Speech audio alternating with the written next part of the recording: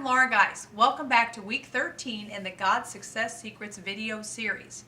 Today's success secret is create new habits. Now, do you have any bad habits? Maybe a bad habit that you'd want to admit. You know, some popular ones are biting your fingernails or eating junk food, or when I used to teach little first graders, a lot of them like to pick their noses. These are all bad habits, right?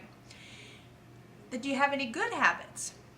Well, yeah, we have some good habits. We brush our teeth every day, we take baths, short showers. We have some good habits.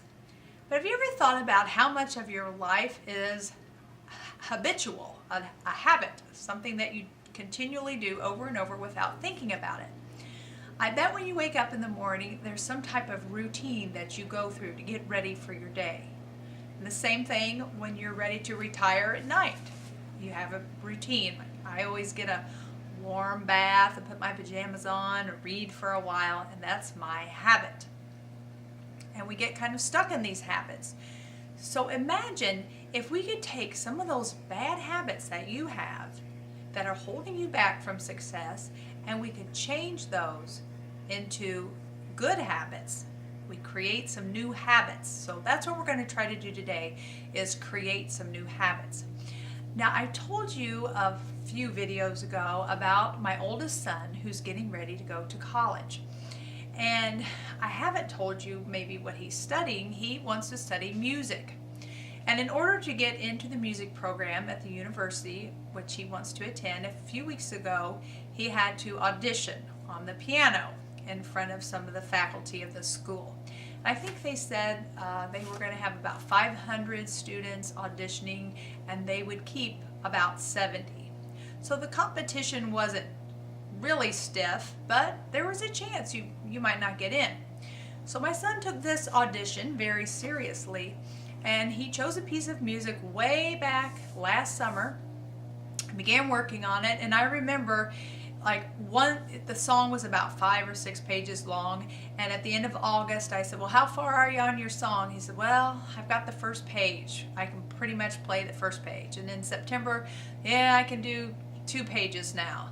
And finally in December, he played it for a concert at school. He played the entire piece, but it took a while for that to build, for him to be comfortable playing that song.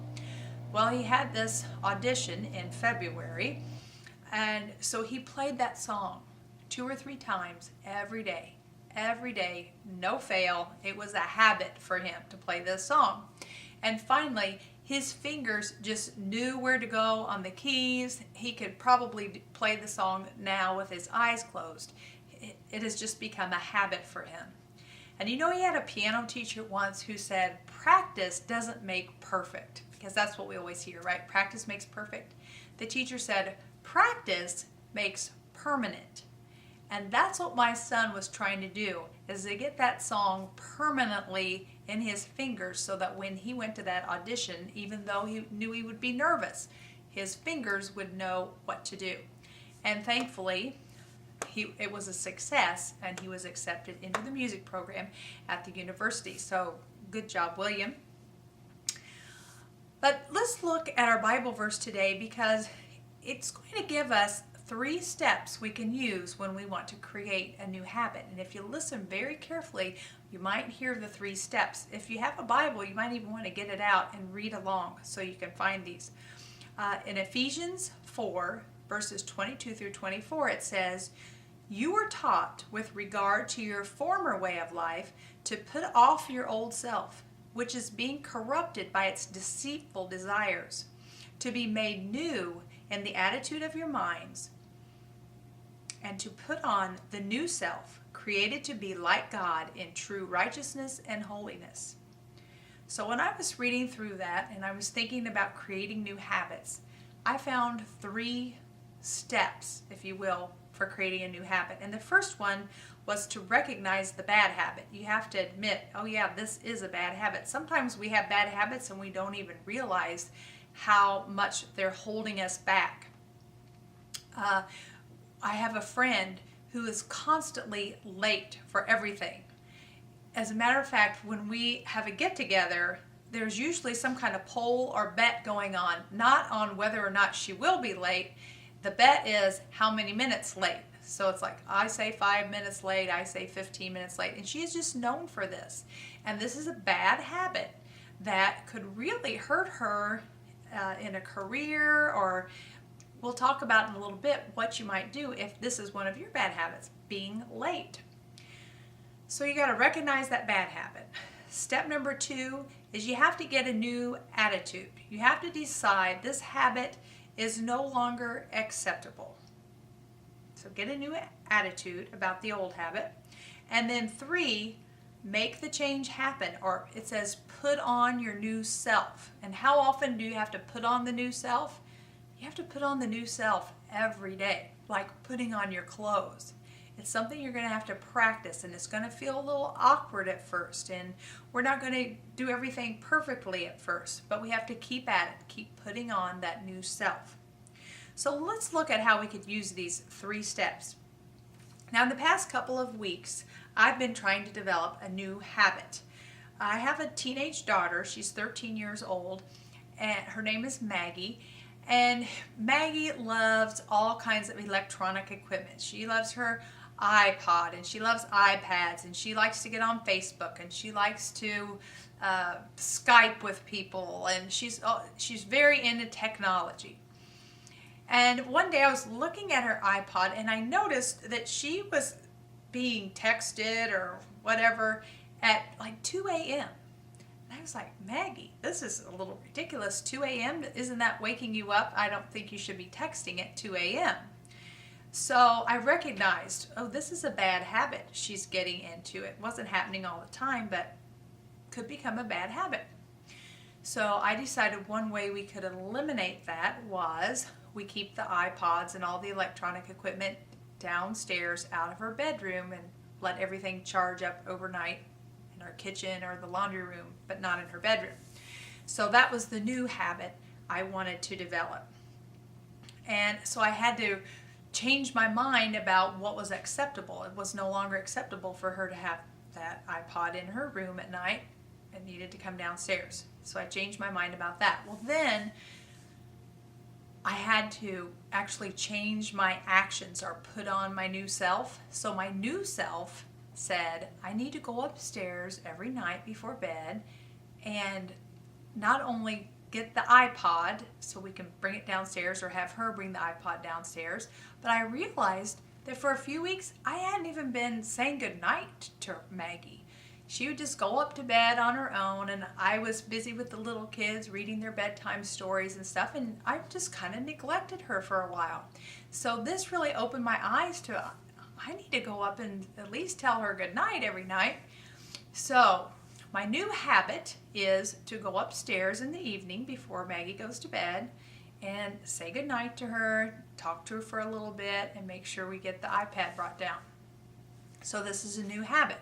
Well, I have to tell you, the first week or two, there were several nights I didn't do it.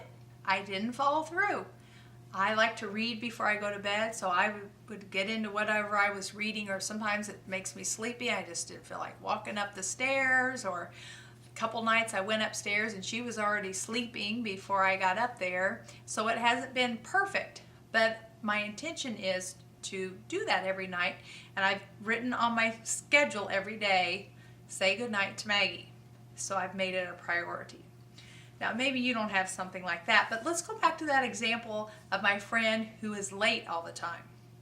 Okay, so the first thing she has to do is recognize the bad habit.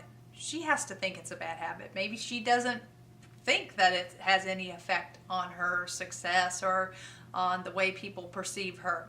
So she would first have to recognize, this is a bad habit. This is not a good thing.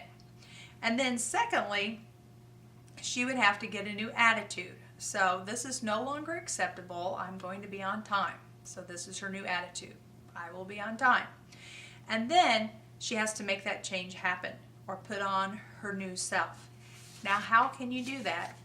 That's what we need to think about today. How are you going to change some of these habits? So I thought of a few things she could try to do.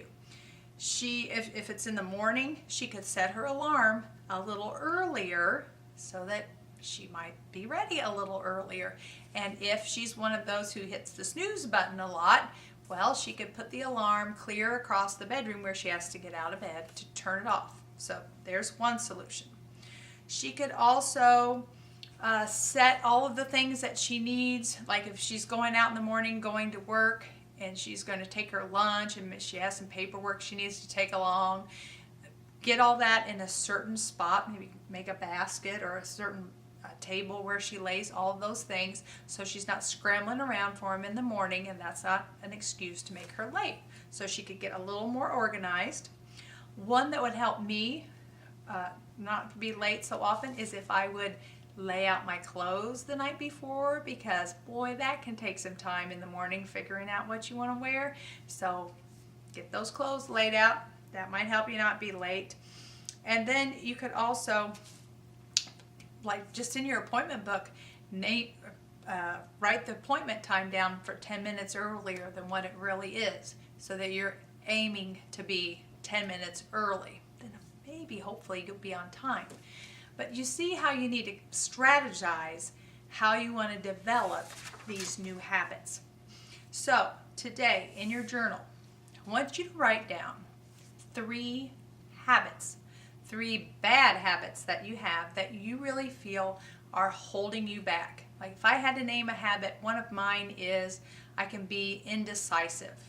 Like I procrastinate on making decisions. So that might be a bad habit that I would want to get over.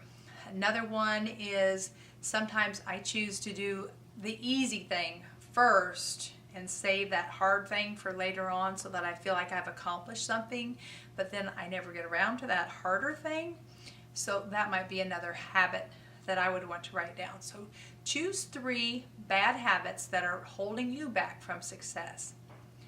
And then you've already done the first step, right? You've recognized what the bad habit is. So it's a matter of 2 more simple steps. So you have to get a new attitude that these habits are not acceptable any longer.